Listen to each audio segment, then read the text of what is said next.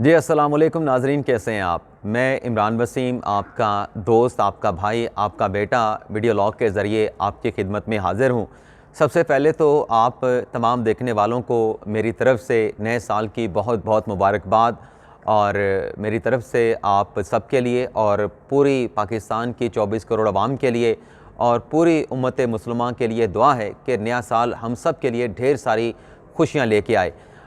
इस video log में नाज़रीन जो चंद अहम डेवलपमेंट्स हुई हैं, जिसमें पाकिस्तान तहरीक-ए-इंसाफ़ को साबिक़ वज़ीर आज़म इमरान ख़ान को सुप्रीम कोर्ट से रिलीफ मिलने का कितना इम्कान है, इस मामले पर हम बात करेंगे। और जो नवाज़ शरीफ के नॉमिनेशन पेपर की जो एक्सेप्टेंस है, उसे लाहौर हाई कोर्ट में चैलेंज कर दिया गया है। इस पर भी हम बात करेंगे कि लाहौर हाई कोर्ट में जो नवाज़ शरीफ की क्वालिफ़िकेशन को चैलेंज किया गया है, लाहौर हाई कोर्ट से नवाज़ शरीफ के ख़िलाफ़ या नवाज़ शरीफ के हक़ में किस किस्म का फ़ैसला आ सकता है। इसके अलावा हमारे वीडियो लॉग की जो दीगर अहम ख़बरें हैं, उनकी तफसीलात भी आप नाज़रीन की खिदमत में पेश करेंगे। ख़ास तौर पे जो नॉमिनेशन पेपर की रिजेक्शन के मामले पर एक कन्फ्यूजन पाई जाती है, उस पर भी आप नाज़रीन को कुछ समझाने की कोशिश करेंगे कि नॉमिनेशन पेपर जब अपीलेट ट्रिब्यूनल में जाएंगे और अपीलेट ट्रिब्यूनल से होते हुए सुप्रीम कोर्ट तक पहुँचेंगे, तो इस दौरान अगर जो 13 जनवरी की जो डेडलाइन है, जिस तारीख़ को इलेक्शन कमीशन ने जो उम्मीदवारान हैं उन्हें इलेक्शन सिंबल अलॉट करने हैं, अगर ये मामलात 13 जनवरी से आगे चले गए तो फिर उन उम्मीदवारों को क्या बनेगा, क्या उनको इलेक्शन लड़ने की इजाज़त मिलेगी, और अगर इजाज़त मिलेगी तो कैसे मिलेगी। तो ये अहम मामले पर भी आप नाज़रीन के साथ जो एक कानूनी पहलू है, उस पर भी आप नाज़रीन को कुछ समझाने बुझाने की कोशिश करेंगे। तो सबसे पहले हम बात कर लेते हैं नाज़रीन, आज लाहौर हाई कोर्ट में जो NA 130 से रिटर्निंग अफीसर ने नवाज़ शरीफ के नॉमिनेशन पेपर को एक्सेप्ट किया था। वैसे तो उनके ख़िलाफ़ कोई एतराज़ जो है वो NA 130 में किसी भी उम्मीदवार की तरफ से या हल्के के वोटर की तरफ से नहीं किया गया था, और रिटर्निंग अफीसर ने नवाज़ शरीफ के नॉमिनेशन पेपर को एक्सेप्ट कर लिया था। लेकिन जो NA 15 से नवाज़ शरीफ ने नॉमिनेशन पेपर फ़ाइल किए थे, वहाँ पर PTI के रहनुमाओं की तरफ से, आज़म सवाती की तरफ से नवाज़ शरीफ के नॉमिनेशन पेपर को चैलेंज किया गया था, जिसमें कहा गया था कि चूँकि सुप्रीम कोर्ट का पनामा केस में नवाज़ शरीफ के ख़िलाफ़ आर्टिकल 62 1F का फ़ैसला मौजूद है, तो नवाज़ शरीफ 62 आर्टिकल की रोशनी में इलेक्शन लड़ नहीं सकते, वो डिसक्वालीफाई हैं। लेकिन रिटर्निंग अफीसर मानसेरा ने वो जो एतराज़ था पाकिस्तान तहरीक-ए-इंसाफ़ के रहनुमाओं का, उसको रद्द कर दिया था और NA 15 मानसेरा से नवाज़ शरीफ के नॉमिनेशन पेपर को एक्सेप्ट कर लिया गया था। लेकिन लाहौर में तो नवाज़ शरीफ के ख़िलाफ़ कोई किसी किस्म का एतराज़ उनकी क्वालिफ़िकेशन पे, उनके कैंडिडेचर पे नहीं उठाया गया था। लेकिन आज लाहौर हाई कोर्ट में डेवलपमेंट हुई है कि पाकिस्तान अवामी महाज़ के जो सरबराह हैं चौधरी इश्तियाक, जो कि एक वकील भी हैं, इमरान ख़ान साहब के दौर में पंजाब में एडिशनल एडवोकेट जनरल रह चुके हैं, तो उनकी तरफ से ये एक writ petition Lahore high court में दायर की गई, जिसमें वही पनामा का जो फ़ैसला है आर्टिकल 62 1F का जो के तहत जो नवाज़ शरीफ को डिसक्वालीफाई किया गया था, उसका जवाब बनाया गया है कि नवाज़ शरीफ क्योंकि क्वालिफाई नहीं करते, सियासत से ताहयात नाहिल हैं, तो वो कैसे इलेक्शन लड़ सकते हैं। और इसमें कहा गया है कि जो रिटर्निंग अफीसर का फ़ैसला है उसको सेट असाइड करते हुए नवाज़ शरीफ को इलेक्शन लड़ने से नाअहल करार दिया जाए। अब ये दरख्वास्त नाज़रीन लाहौर हाई कोर्ट में दायर कर दी गई है, लेकिन इसमें एक जो कानूनी नुक्ता है जो अमूमी तौर पे हमने देखा है कि जब कोई भी कैंडिडेट इलेक्शन लड़ने जाता है किसी भी हल्के से, चाहे वो कौमी असम्बली का हल्का हो, चाहे वो सूबाई असम्बली का हल्का हो, तो उसको जो चैलेंज करता है वो हल्के का या तो वोटर चैलेंज करता है या फिर जो मुखालिफ कैंडिडेट है वो चैलेंज करता है। यहाँ पे जो NA 130 का मामला है, यहाँ पर तो नवाज़ शरीफ के नॉमिनेशन पेपर को किसी PTI के रहनुमा की तरफ से या किसी और सियासी जमात के रहनुमा की तरफ से चैलेंज नहीं किया गया था, ना ही किसी वोटर ने, हल्का NA 122 के जो वोटर हैं उनकी तरफ 130 के जो वोटर हैं उनकी तरफ से भी नवाज़ शरीफ की क्वालिफ़िकेशन को चैलेंज नहीं किया गया था। तो रिटर्निंग अफीसर ने ये जो कागजात नामजदगी थी नवाज़ शरीफ की एक्सेप्ट कर ली थी। अब लाहौर हाई कोर्ट में ये पिटीशन फाइल की गई है नवाज़ शरीफ के ख़िलाफ़, तो देखते हैं कि लाहौर हाई कोर्ट इस पे क्या फ़ैसला सादिर फरमाती है। लेकिन अमूमी तौर पे जैसा कि मैंने कहा कि हल्के का वोटर या मुखालिफ कैंडिडेट जो है वो किसी भी कैंडिडेट के कैंडिडेचर को, क्वालिफ़िकेशन को चैलेंज करता है, तो उस पर समाअत होती है, रिटर्निंग अफीसर करता है, फिर अपीलेट ट्रिब्यूनल में ये मामला जाता है। लेकिन यहाँ पे एक गैर मुतल्लका एंटिटी कह लें, क्योंकि ये एक सियासी जमात का नाम यहाँ पे लिया गया है कि पाकिस्तान अवामी महाज़ के सरबराह एडवोकेट इश्तियाक चौधरी साहब ने चैलेंज किया है, तो बज़ाहिर ये एक मुतल्लका एंटिटी है, गैर मुतल्लका एंटिटी है, गैर मुतल्लका एक यूँ कह लें कि शख्स हैं या तंजीम है जिसने नवाज़ शरीफ की क्वालिफ़िकेशन को चैलेंज किया है। तो देखते हैं लाहौर हाई कोर्ट क्या फ़ैसला करती है। लेकिन जो रेलिवेंट फ़ोरम नाज़िम मैंने जो आपको शुरू में बताया कि NA 15 से जो मुखालिफ कैंडिडेट गए थे नवाज शरीफ के ख़िलाफ़, जिसमें आज़म सवाती हैं, PTI के रहनुमा हैं, जिसमें कहा था कि नवाज शरीफ क्वालिफाई नहीं करते, उनकी तरफ से ताहाल कोई ख़बर सामने नहीं आई कि वहाँ पे क्या मानसहरा NA-15 से नवाज शरीफ के क्वालिफ़िकेशन को चैलेंज किया गया है, नहीं किया गया। लेकिन यहाँ पे एक और गैर मुतलका बॉडी की तरफ से, तंजीम की तरफ से नवाज शरीफ के नॉमिनेशन पेपर को जो है वो चैलेंज किया गया है, जिस पर मेरी अगर राय पूछेंगे तो मुझे नहीं लगता कि नवाज शरीफ के जो कागजात नामजदगी एक्सेप्ट हुए हैं उसके खिलाफ लाहौर हाई कोर्ट से किसी किस्म का रिलीफ आएगा, बल्कि किसी किस्म का के खिलाफ फैसला आएगा नवाज शरीफ के खिलाफ। मुझे तो यहाँ पर भी लाहौर हाई कोर्ट से नवाज शरीफ को रिलीफ मिलता हुआ नज़र आ रहा है, बल्कि हो सकता है कि दरख्वास्त को नाकाबिल समाअत करार देके खारिज कर दी जाए। और इसमें एक और नुकता भी है कि जब सुप्रीम कोर्ट ने कल ये मुकदमा सुप्रीम कोर्ट में 62 का समाअत के लिए मुकर्रर है, तो जब सुप्रीम कोर्ट में समाअत होनी है, सुप्रीम कोर्ट ने इंटरप्रटेशन करनी है, तो वैसे भी ये मामला लाहौर हाई कोर्ट में गैर मुतलका जो है वो लगता है। और लाहौर हाई कोर्ट का फैसला इससे पहले अगर सुप्रीम कोर्ट का फैसला आ जाता है तो फिर इस सूरत में भी जो फैसला होगा वो सुप्रीम कोर्ट का ही सस्टेन करेगा। इसके अलावा नाजरीन, जो कुछ नॉमिनेशन पेपर के रिजेक्शन के हवाले से अपीलें दायर हुई हैं उनकी तफसीलात भी आपके साथ हम शेयर करते हैं। लेकिन उससे पहले नाज़रीन, जो इलेक्शन कमीशन की जानिब से कुछ एदाद व शुमार जारी किए गए हैं, जिसमें बताया गया है कि कितने नॉमिनेशन पेपर कौमी असम्बली के सबमिट हुए थे और कितने रिजेक्ट हुए हैं, कितने सूबाई असम्बलियों के सबमिट हुए थे और कितने सूबाई असम्बलियों के उम्मीदवारों के नॉमिनेशन पेपर रिजेक्ट हुए हैं। उस हवाले से जो एदाद व शुमार इलेक्शन कमीशन ने जारी किए हैं, तो उसके मुताबिक 7028 उम्मीदवारों ने कौमी असम्बली के लिए अप्लाई किया था उम्मीदवार के तौर पर इलेक्शन लड़ने के लिए। 1024 लोगों के नॉमिनेशन पेपर उम्मीदवारों के रिजेक्ट हुए हैं। इसी तरीके से नाज़रीन, जो प्रोविंशियल असम्बलियाँ हैं पंजाब, KP, खैबर पख्तूनख्वा और बलोचिस्तान, वहाँ से 17,670 उम्मीदवारों ने अप्लाई किया था, जिसमें ख़वातीन भी हैं, जिसमें मर्द भी हैं। उसमें से 2200 यानी 2216 उम्मीदवारों के नॉमिनेशन पेपर रिटर्निंग अफसरान ने जो है वो मुस्तरद किए हैं, जिस पर अपीलें दायर करने का जो सिलसिला वो शुरू हो चुका है। मिसाल के तौर पे पाकिस्तान तहरीक इंसाफ के जो अपना उम्मीदवार हैं मिसेस मुसम्मल मसूद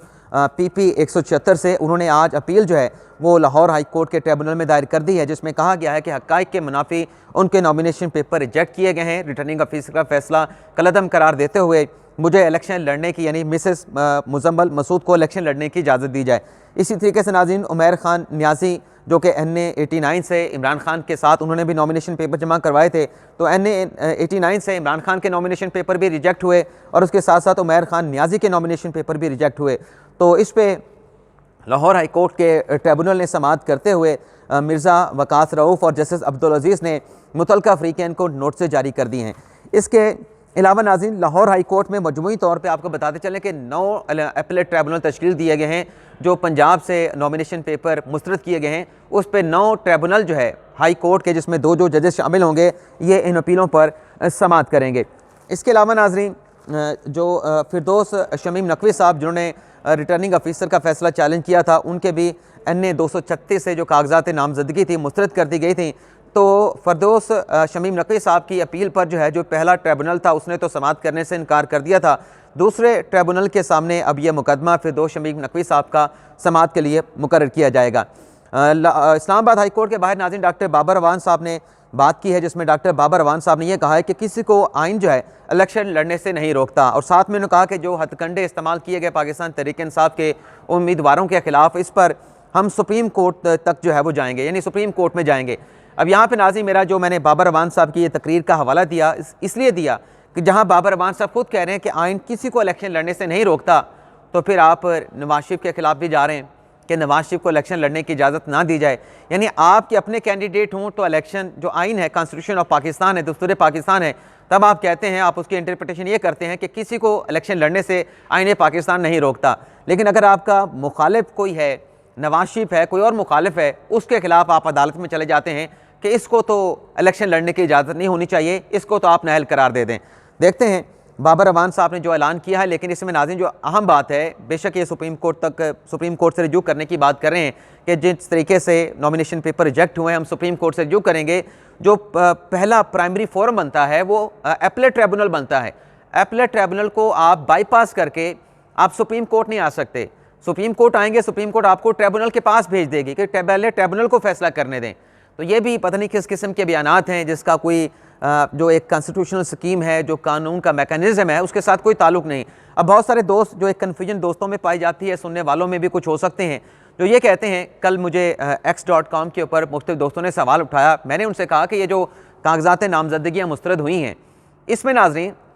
बहुत सारे ऐसे कैंडिडेट हो सकता है कि उनके नॉमिनेशन पेपर जो रिटर्निंग ऑफिसर ने अपने तय फैसला किया हो वो हक़ाइक़ के मुनाफी हो, हक़ाइक़ के बरक्स किया गया हो, वो इलेक्शन लड़ने की अहलियत रखते हों। लेकिन जब ट्रिब्यूनल में मामला जाएगा, उनको ट्रिब्यूनल से इजाज़त मिल जाएगी इलेक्शन लड़ने की। अगर अपीलेट ट्रिब्यूनल से इजाज़त ना मिली, चाहे वो PTI के कैंडिडेट हैं, चाहे वो किसी और जमात से ताल्लुक़ रखते हैं, तो उन्हें सुप्रीम कोर्ट से इलेक्शन लड़ने की इजाज़त मिल जाएगी। तो ये कहना कि 380 PTI के जो उम्मीदवारान हैं उनके नॉमिनेशन पेपर रिजेक्ट कर दिए गए हैं, आप देखिएगा कि 380 में से बहुत सारे लोगों को, जो मेरा एक अंदाज़ा है, जो मेरी ज़ाती राय है, सुप्रीम कोर्ट तक पहुँचने पर बहुत सारे उम्मीदवारों को इलेक्शन लड़ने की सुप्रीम कोर्ट इजाज़त दे देगी। कुछ दोस्तों के ये तहफ़्फ़ुज़ात हैं कि सुप्रीम कोर्ट में मामला पेंडिंग पड़ा रहेगा और इलेक्शन हो जाएगा, 8 फरवरी की पोलिंग हो जाएगी, इलेक्शन के नताइज आ जाएंगे, तो फिर अपील करने का क्या फ़ायदा होगा। ये जो नाज़रीन, ये बड़ा अहम नुक्ता है कि जो प्री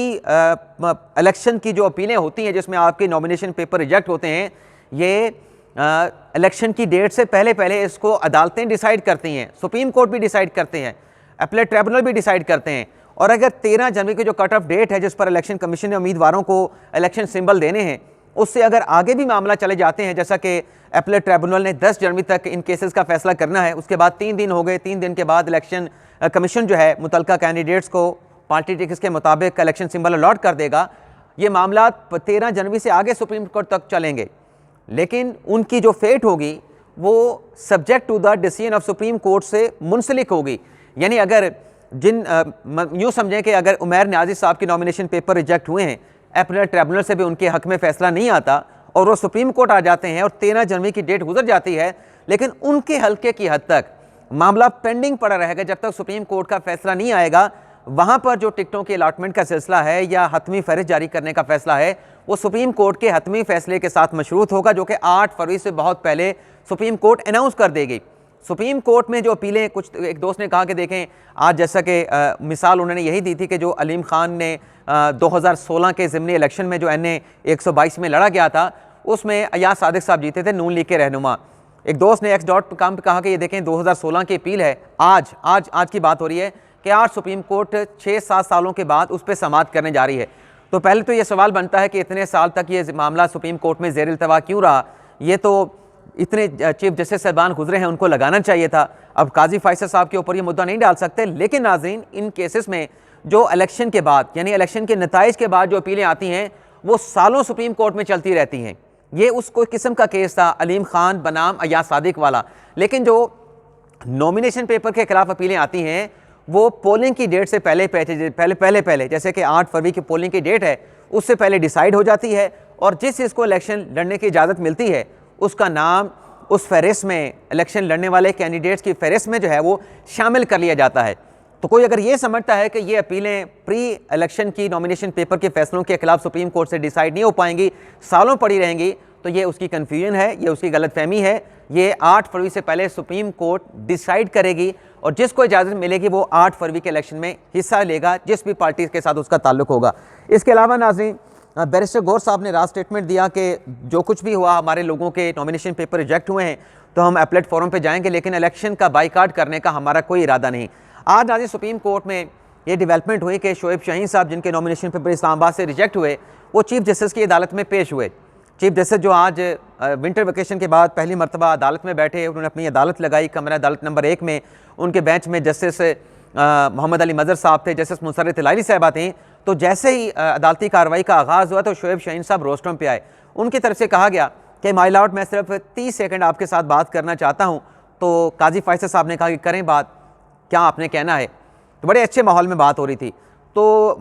शोएब शाहीन साहब ने कहा कि एक तो हमारा लेवल प्लेइंग फील्ड का मामला है, हम सुप्रीम कोर्ट में आए थे, इलेक्शन कमीशन को रेफ़र कर दिया गया था, तो हमें लेवल प्लेइंग फील्ड नहीं मिल रही, तो हम इसलिए आपके साथ इस सिलसिले में बात करना चाहते हैं। तो काजी फैसल साहब ने कहा कि अभी फ़िलहाल आप लंबी बात ना करें, आप बैठ जाएं, जो हमारे 10 केसेस लगे हुए हैं आज की कॉज लिस्ट में, उसको हम सुन लेते हैं। उसके बाद आप जो भी बात आपने कहनी है, जो आपके तहफ़्फ़ुज़ात हैं, आप बताइएगा, उसको सुन लेंगे। अब नाज़रीन, ये जब काजी फैसल साहब ने इजाज़त भी दे दी कि शोएब शाहीन साहब अपने रिजर्वेशन का इजहार करें, बताएं कि क्या मसला है, क्या इशू आ रहा है, तो शोएब शाहीन साहब बैठे रहे। 11 बजे तक केसेस की समाअत, जो 10 मुकदमात लगे हुए थे, वो कॉज लिस्ट एग्जॉस्ट नहीं हो पाई। फिर 11 बजे के बाद, 11:30 बजे के बाद दोबारा अदालती कार्रवाई का आगाज़ हुआ। तो 5 केसेस रहते थे, वो 5 केसेस सुप्रीम कोर्ट ने 12 बजे तक सुन लिए, यानी 11:30 बजे दोबारा कोर्ट ने आके कार्रवाई को रिज्यूम किया, लेकिन कमरा अदालत में शोएब शाहीन साहब नहीं थे। 5 केसेस काजी फैसल साहब ने सुने। 5 केसेस के बाद जब शोएब शाहीन साहब की बारी थी कि वो आके बताते, क्योंकि शोएब शाहीन साहब ने 2 बातें अदालत के सामने रखनी थी। एक तो ये था कि इमरान खान की जो नाअहली का मामला है, जो अपील हमने दायर की है, उसको समाअत के लिए फिक्स कर दें, और जो लेवल प्लेइंग फील्ड के हवाले से सुप्रीम कोर्ट के 3 रुकनी बेंच ने इलेक्शन कमीशन को डायरेक्शन दी थी, उसके बावजूद भी रुकावटें खड़ी की गई, हमें लेवल प्लेइंग फील्ड नहीं मिला, तो हमारी कंटेम्प्ट की एप्लीकेशन समाअत के लिए फिक्स कर दें। तो जज साहब भी मौजूद थे, बेंच भी मौजूद था, साफ़ी भी कमरा अदालत में मौजूद थे, लेकिन वक्फे के बाद शोएब शाहीन साहब कमरा अदालत में मौजूद नहीं थे। अब आप दिलचस्पी का अंदाज़ा लगाएं, सदीक जान साहब ने ये ट्वीट की है कि जब आपके पार्टी के बानी चेयरमैन के साबिक वज़ीर आज़म की आप अपील फिक्सेशन के लिए, वैसे तो मेरा यहाँ पे ये भी सवाल है कि जिस तरीके से काला कोट पहन के, काली टाई लगा के, काली पैंट पहन के PTI के जो वकला हैं वो चले आते हैं, उनको कोई रोकता नहीं, क्योंकि वकला होते हैं, सुप्रीम कोर्ट के कमरा अदालत में आके अपना केस फिक्सेशन की आके बात कर लेते हैं। क्या आम साइलाइन को ये सहूलत मैसर है? जो आम आदमी है, जो माजा है, गामा है, नत्थू है, खेरा है, उसको तो इजाज़त नहीं है। चलें, आपको ये सहूलत भी मैसर है, लेकिन फिर जब आपको काजी फैसल साहब ने इजाज़त दे दी थी तो फिर आप वक्फे के बाद मौजूद होते। आपने बेशक अपने नॉमिनेशन पेपर के रिजेक्शन के खिलाफ अपील दायर करनी थी, तो आप अपने वकील को भेज देते, लेकिन एटलीस्ट आपको सुप्रीम कोर्ट में मौजूद होना चाहिए था। अब ये नाज़िर सुप्रीम कोर्ट में हुआ है कि इजाज़त भी मिली शोएब शाहीन साहब को कि आप बात करें, लेकिन आखिर में बात कर लेते हैं, क्योंकि बात लंबी होने का इम्कान था। लेकिन जब वक्त आया बात करने का, तो शोएब शाहीन साहब तो क्या, PTI का कोई वकील, कोई नुमाइंदा इलेक्शन कमीशन में अपना सुप्रीम कोर्ट की अदालत में मौजूद ना था। तो ये नाज़िर हमारा वीडियो लॉग, आपसे इजाज़त चाहते हैं। अल्लाह ताला हम सब का हामी नासिर हो, अपनी दुआ में याद रखिएगा। अल्लाह हाफ़िज़।